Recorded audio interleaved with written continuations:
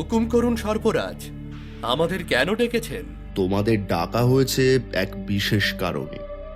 তোমরা এখন পূর্ণবয়স্ক, তাই তোমাদের এক কঠিন দায়িত্ব পালন করতে হবে। আদেশ করুন সর্পরাজ, আপনার হুকুম পালনে আমাদের প্রাণ দিতেও প্রস্তুত। বেশ, তাহলে তোমরা উত্তরপ্রদেশের জঙ্গলের পাশের গ্রামটাতে যাবে। সেখানে আমাদের পূর্বপুরুষের রেখে যাওয়া সর্পমণি রয়েছে। সেই মণি তোমাদেরকে খুঁজে আনতে হবে। কিন্তু আমরা সেই মণি কি করে খুঁজে পাবো? প্রতি পূর্ণিমা রাতে ওই মণি নিজে নিজে আলো ছড়াবে, আর সেই আলো একমাত্র তোমরাই দেখতে পাবে। কিন্তু মনে রেখো, মানুষদের মধ্যে অনেক লোভী আছে, যারা এই মণি পাওয়ার জন্য অনেক কিছু করতে পারে। তোমাদেরকে তাদের হাত থেকে সাবধান থাকতে হবে। ঠিক আছে সর্পরাজ, আমরা আগামী পূর্ণিমাতে ওই মণি খুঁজে এনে আপনার হাতে তুলে দেব। এবার চলো নাগিন।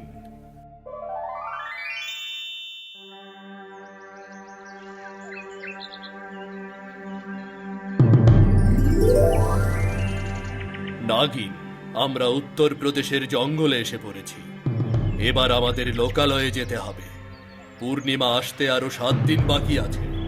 এই 7টি দিন আমাদের যে কোনো জায়গায় আশ্রয় নিতে হবে। ঠিক আছে চটু, কিন্তু আমরা আমরা মানুষের মাঝে গিয়ে নিজেদের কি পরিচয় দেব? মানুষের মাঝে গিয়ে মানুষ পরিচয় দিতে হবে। কাউকে আমাদের আসল পরিচয় জানতে দেওয়া যাবে না। কিন্তু সর্পরাজ তো বলেছে মানুষদের থেকে সাবধানে থাকতে।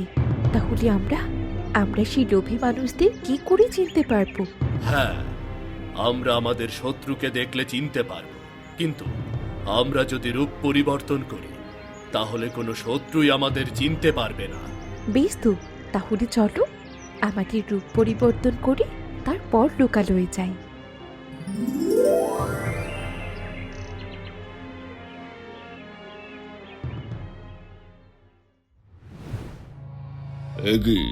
আমি কি দেখলাম? নাগ নাগিনী এই জঙ্গলে? তার মানে নাগমণি আশেপাশে আছে। এতদিন ধরে আমি নাগমণি পাওয়ার জন্য ধ্যান করছি। এবার যে করে হোক ওই নাগ নাগিনীর মাধ্যমে নাগমণি খুঁজে বের করতে হবে। তা না হলে ওই নাগমণির অবস্থান আমি কখনোই জানতে পারবো না।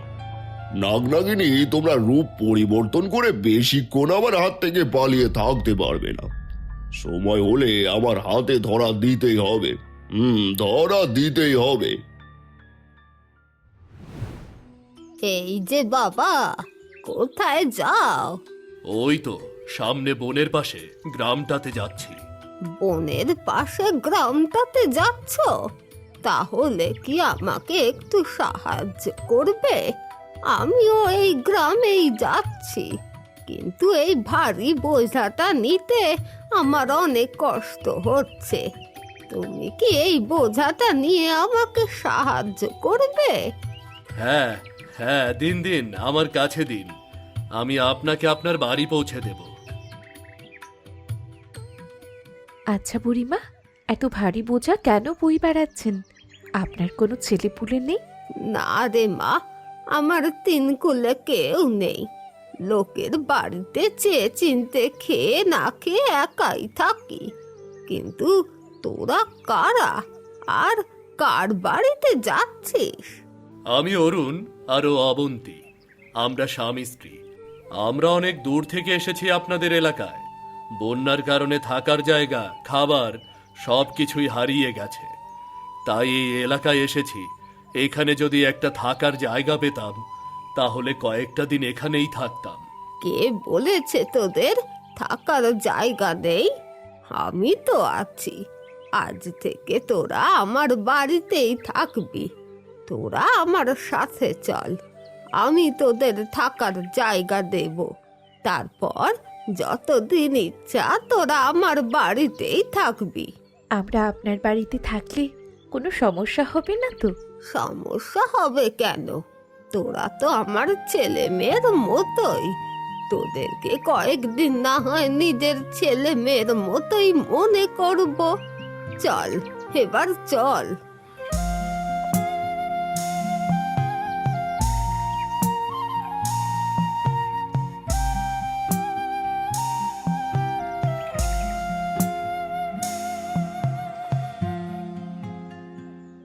এটাই আমার কুঁড়ে ঘর।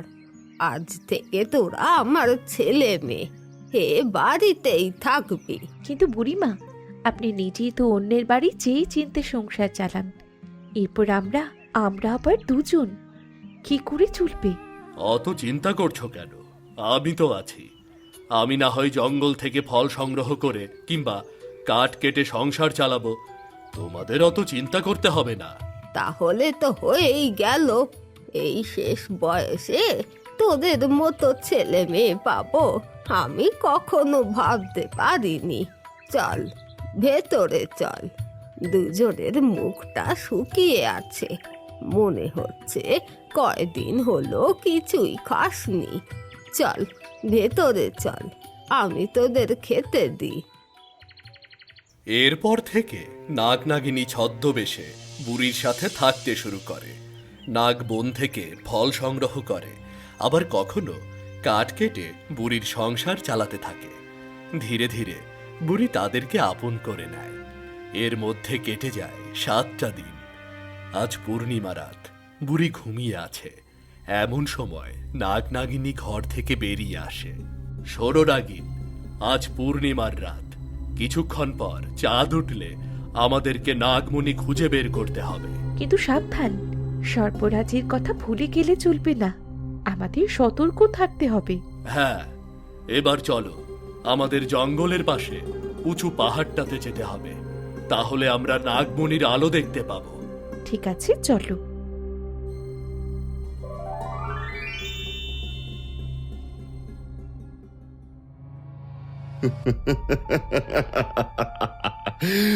নাগনাগিনী, তোরা নাগমণি ঠিকই খুঁজে বের করবি, কিন্তু তা নিয়ে যেতে পারবি না। এতদিন তোরা ছদ্মবেশে ছিলি বলে তোদের অবস্থান জানতে পারিনি। এবার ঠিকই আমি তোদের কাছে পৌঁছে যাব। আমি আসছি নাগনাগিনী, আমি আসছি।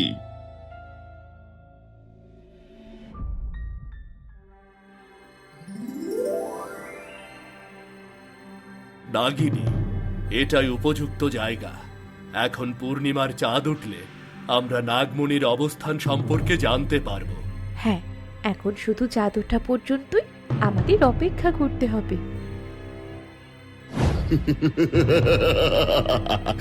পেয়ে গেছি নাগনাগিনীকে, পেয়ে গেছি। কে কে আপনি? আর এখানে এখানে কেন এসেছেন? আমি তান্ত্রিক গুরু। এত বছর ধরে তোদেরই আসার অপেক্ষায় সাধনা করেছি। আমাদের অপেক্ষায় মানে? আপনি কি চান? নাগমণি, আমি নাগমণি চাই। তোরা নাগমণি খুঁজে বের করে আমার হাতে তুলে দিবি। ওই শক্তিশালী নাগমণি দিয়ে আমি পুরো পৃথিবীতে রাজত্ব করব। না, তুমি যা চাইছো তা কখনো হবে না। নাগমণি আমাদের সম্পদ। সেই নাগমণি আমি কখনো তোমার মতো মানুষের হাতে তুলে দেব না। তুলে দিবি না? শোন নাগনাগিনী, নাগমণি আমার হাতে তুলে না দিলে তোদের বাঁচার কোনো রাস্তা নেই। আমরা মরে গেলেও নাগমণি তোমার হাতে তুলে দেব না। দিবি না? দাঁড়া, দেখাচ্ছি। না, এত বড় সাহস আমার মুখের ওপর কথা! বল বল, নাগমণি দিবি কিনা বল। নাগিন, আমাদের পালাতে হবে, না হলে ওই শক্তিশালী জাদুকরের হাত থেকে বাঁচতে পারবো না। হ্যাঁ, চলো চলো পালাই। পালাবি কোথায়? পালাবি কোথায়? বল বল, আমাকে নাগমণি দিবি কিনা বল। না, তোর স্বপ্ন কখনো সত্যি হবে না।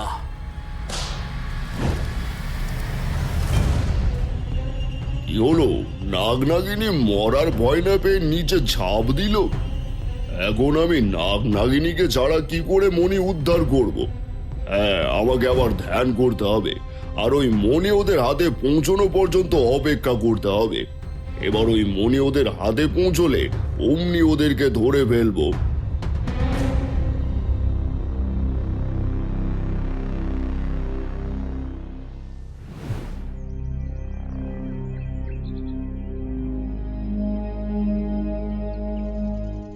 এ কি বাবা অরুণ, তোর কি হয়েছে? তোরা কোথায় গিয়েছিলি? বুড়িমা, রাতের বেলা চোর এসেছিল, আর চোরকে তাড়া করতে গিয়ে আমাদের এই অবস্থা। বলছিস কি? তাহলে আমাকে ডাকবি না? যা যা, তোরা ভিতরে যা, আমি তোদের জন্য জঙ্গল থেকে লতা পাতা জোগাড় করে আনছি। আহারে, দুজন কত ব্যথা পেয়েছে। যা যা, ভিতরে যা।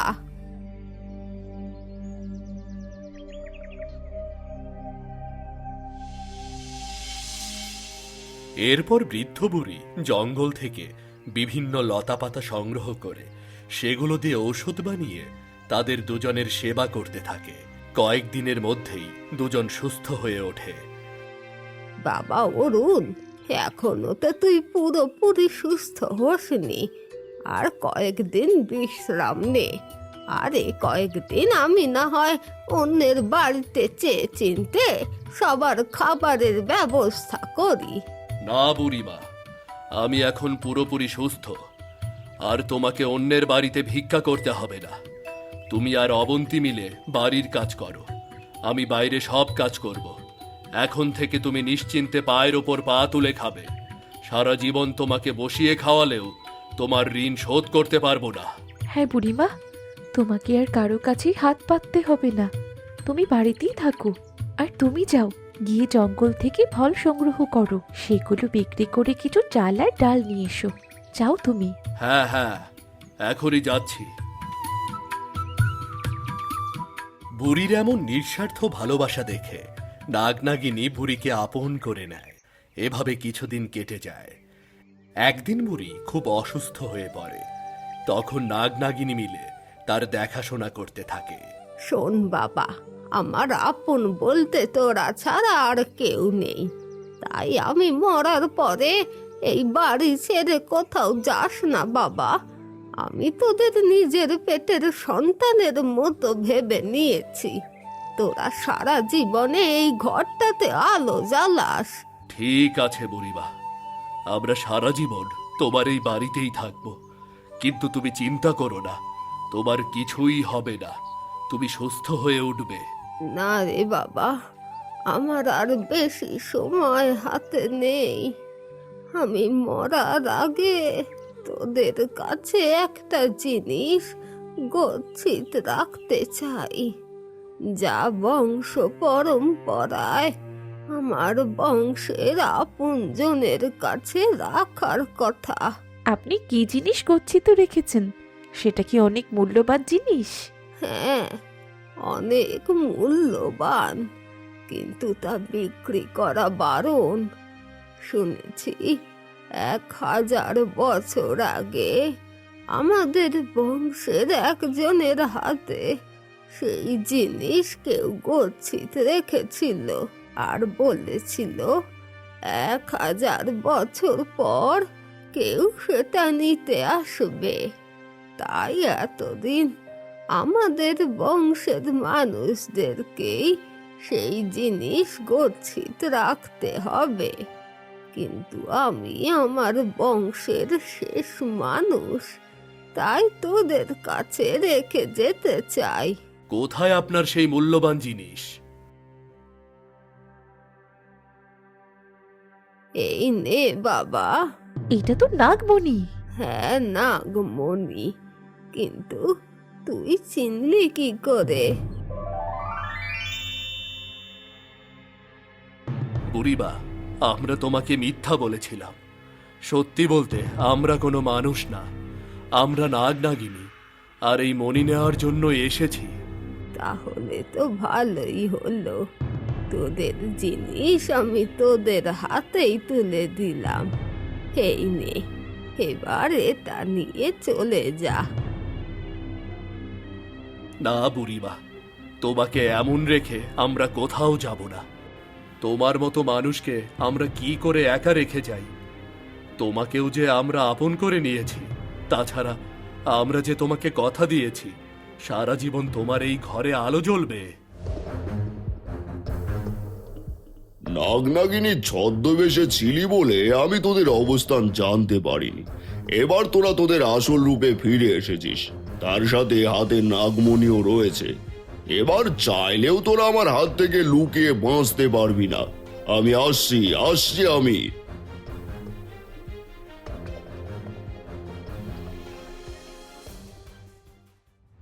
নাগনাগিনী তাদের আসল রূপে ফিরে আসার কারণে আর তাদের হাতে নাগমণি থাকার কারণে জাদুকর তান্ত্রিক তাদের অবস্থান সম্পর্কে জেনে যায়।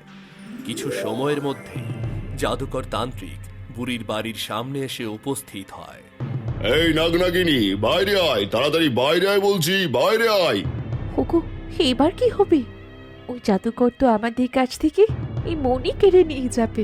চিন্তা করো না নাগিন, ওই তান্ত্রিক জাদুকর হয়তো জানে না এই নাগমণি আসার কারণে আমার মধ্যে কতটা শক্তি এসেছে।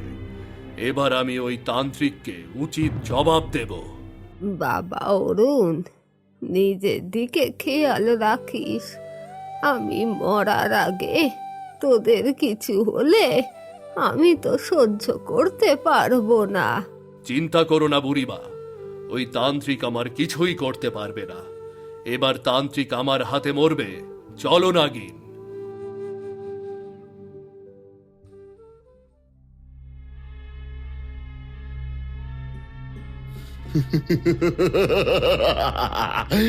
তোদের হাতে নাগমণি? দে দে দে, ওই নাগমণি আমাকে দে, নইলে এবার আর কোথাও পালাতে পারবি না। জাদুকর তান্ত্রিক, তুই হয়তো জানিস না এই মণি আমার কাছে থাকায় আমি কতটা শক্তিশালী হয়ে উঠেছি। শুধু শুধু না জেনে মরতে এসেছিস? তোর এত বড় সাহস, তুই আমাকে মারবি বলে ভয় দেখাচ্ছিস? দাঁড়া দাঁড়া, এখনই দেখাচ্ছি।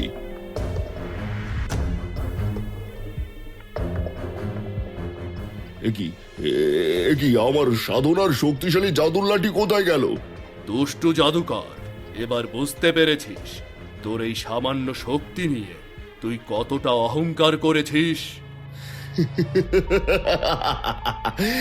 আমি সামান্য শক্তি নিয়ে তোর কাছে অহংকার করছি না, আমার কাছে অসীম শক্তি রয়েছে। দাঁড়া দাঁড়া, এখনই দেখাচ্ছি।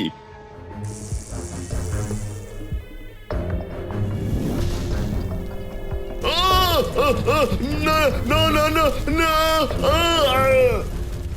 কোথায় গেলি রে তোরা? তাড়াতাড়ি ভিতরে আয়, তোদেরকে শেষবারের মতো দেখতে চাই। এসেছিস তোরা? আমার সময় ফুরিয়ে এসেছে। না, আপনার কিছুই হবে না বুড়িমা, আপনি সুস্থ হয়ে যাবেন। না রে, আমার সময় ফুরিয়ে এসেছে। আমি মরার সময় তোদের মতো ছেলে মেয়েকে পাশে পেয়েছি। এতে আমি অনেক শান্তিতে মরতে পারছি। তোরা ভালো থাকিস।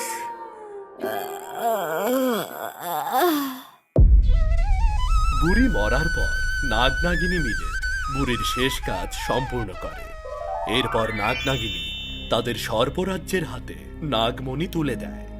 তোমাদের কাজে আমি অনেক খুশি। যাও, সর্পরাজ্যের সবচেয়ে সুন্দর মহলটা তোমাদের জন্য। ক্ষমা করবেন সর্পরাজ, আমরা যে ওই বুড়িমাকে কথা দিয়েছি যতদিন বেঁচে থাকব ততদিন তার সন্তান হয়ে তার ঘরে আলো জ্বালাবো। বেশ, তোমাদের ইচ্ছা, তবে সর্পরাজ্যের মহলটাও তোমাদের জন্যই ফাঁকা থাকবে। এরপর নাগনাগিনী সাধারণ মানুষ হয়ে বুড়ির কুঁড়ে ঘরে সুখে শান্তিতে বসবাস করতে থাকে।